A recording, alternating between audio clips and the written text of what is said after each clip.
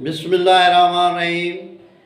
प्यारा ॿारो, अॼु असां थे अखर जा आवाज़, थे अखर जे आवाज़नि मां ठहंदड़ लफ़्ज़ ऐं लफ़्ज़नि मां ठहंदड़ जुमला तव्हांखे पढ़ाईंदासीं ऐं सेखारींदासीं।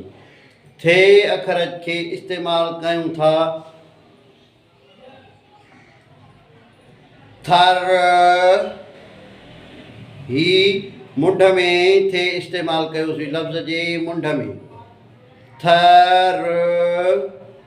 वरी थे खे विच में इस्तेमालु कंदासीं थने, थने। वरी लफ़्ज़ जे आख़िर में थे इस्तेमालु कंदासीं थ। इहे हुआ लफ़्ज़ जेके थे अखर जे आवाज़नि मां ठहियल हुआ। हाणे असां थे अखर जा आवाज़ लिखंदासीं ऐं पढ़ंदासीं।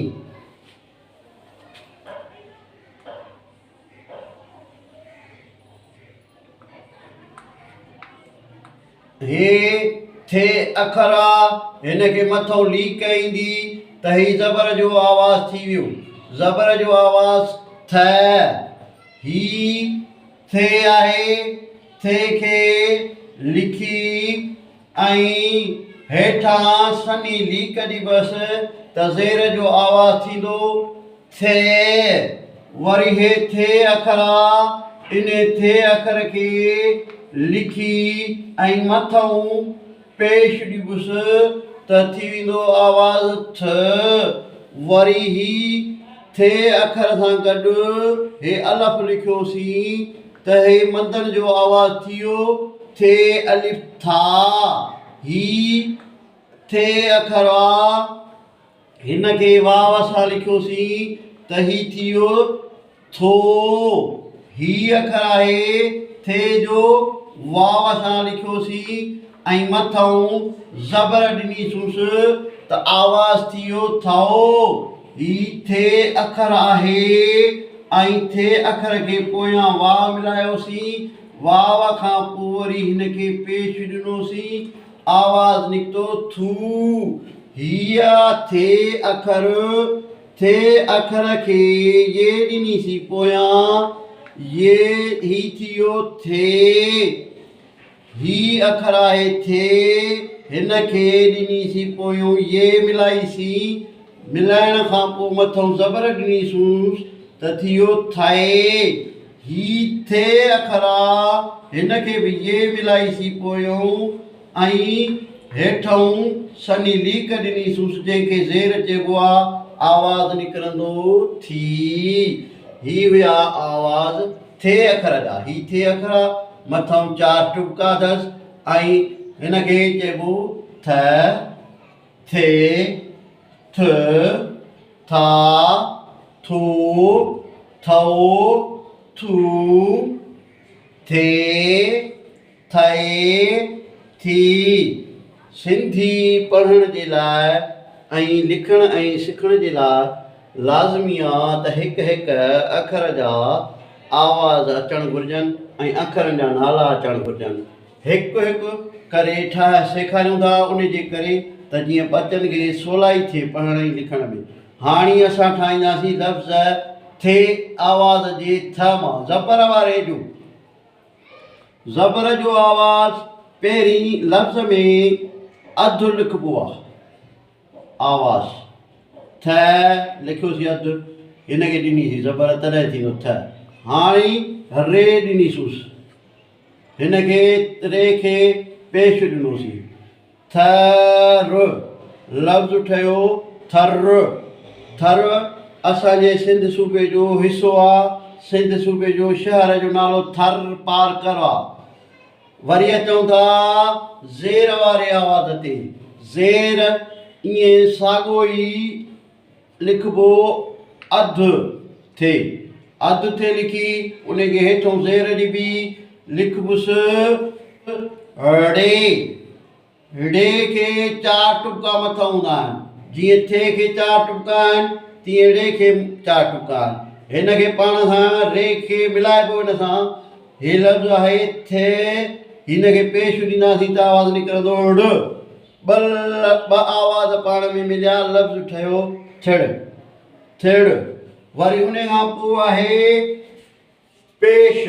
पेश जो आवाज़, पेश जे आवाज़ जो लफ़्ज़ आहे। हाणे अधु लिखिबो थे ऐं उन जे मथां लिखिबो पेश। थ आवाज़ निकितो थ। पोयों मिलायोसूस ड़े। पोयों मिलायोसूस ड़े। ड़े खे पेश ॾिनोसीं ड़। ही बड़ो आहे, ही बड़ो आहे। हिन में ज़ेर जो आवाज़ आहे। हिन में पहिरियों जेको थे जो आवाज़ आहे ज़ेर जो आहे। हिन में ॿई पेश जा। हिननि खे पेश जो आवाज़, हिन जा पेश जा आवाज़ निकिरंदा थ ड़। थुड़ चइबो आहे वण जी काठीअ खे जेका ज़मीन में लॻल हूंदी आहे हुनखे थुड़ चइबो आहे।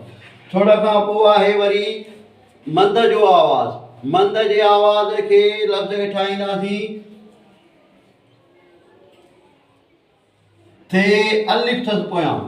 थे खे अलफ पढ़बो आहे। थे अलफ था। हीअ आहे थे अलफ था। लाम हे पेशो ल। थाल। थाल। वरी आवाज़ आहे थो। थेवा थो। थेवा थो। साॻो आवाज़ लाम हे जेरे ले। थोले।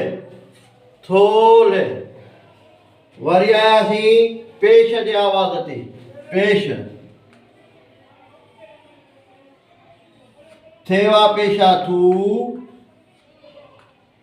थेवा पेशा थू। लफ़्ज़ आहे थू थू। लफ़्ज़ ठहियो थू थू।